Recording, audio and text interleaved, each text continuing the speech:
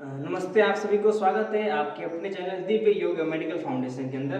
तो काफ़ी लंबे समय के बाद आज एक वीडियो बनाने का एक अवसर मिला, मौका मिला। तो हम बताना चाह रहे हैं कि कोई भी बीमारी या फिर कोई भी डिजीज जब आती है तो उससे पहले कुछ साइन आते हैं, कुछ चिन्ह आते हैं। जैसे कि कई बार क्या होता है, बुखार आता है।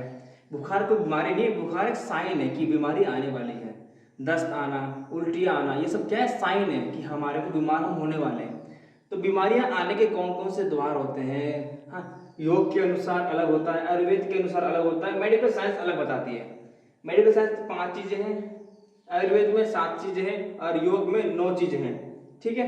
जैसे कि हो गया मूलाधार। मूलाधार मतलब हमारे एनएस वाले पार्ट से क्या होता है, मल हमारे वहां से मल मल जो है साफ होता है, तो वो हमारा द्वार हो गया।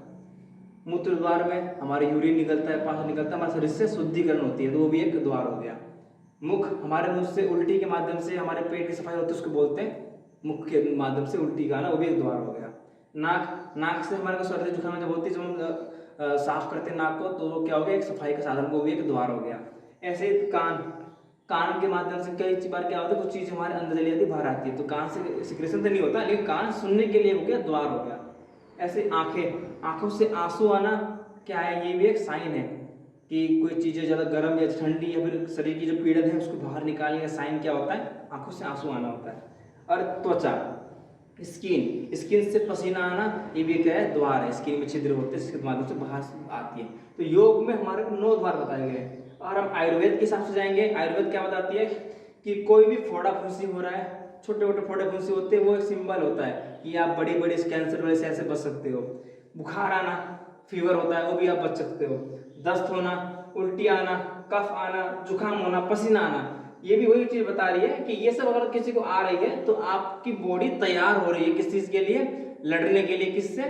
एंटीजन से, पैथोजन से, जो बीमारी फैलाने वाले हैं, जो बैक्टीरिया, जीवाणु, कीटाणु, उन सबसे लड़ने के लिए आपको तैयार कर रही है। ये जरूरी है ये आना। हम क्या करते हैं, कई बार इनको बंद कर देते हैं। ऐसे ही मेडिकल साइंस क्या बोलती है?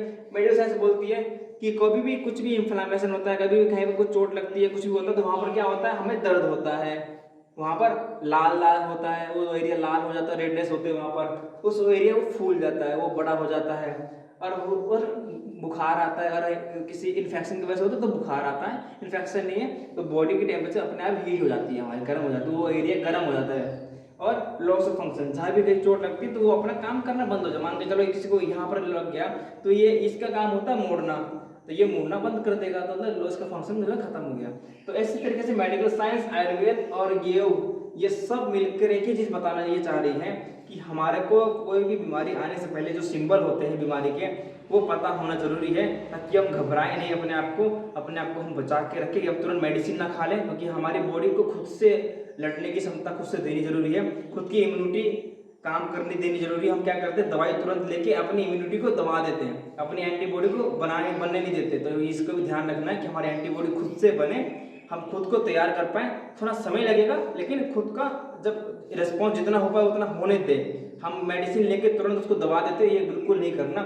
ये सारे सिंबलों को ध्यान रखते हुए आप लोगों को जो है आगे की तरफ बढ़ना है। इसी के साथ आज की जो डिजीज के बारे में जो जनरल नॉलेज थी वो हमने बताई। और थैंक यू आप सभी को। Have a nice day.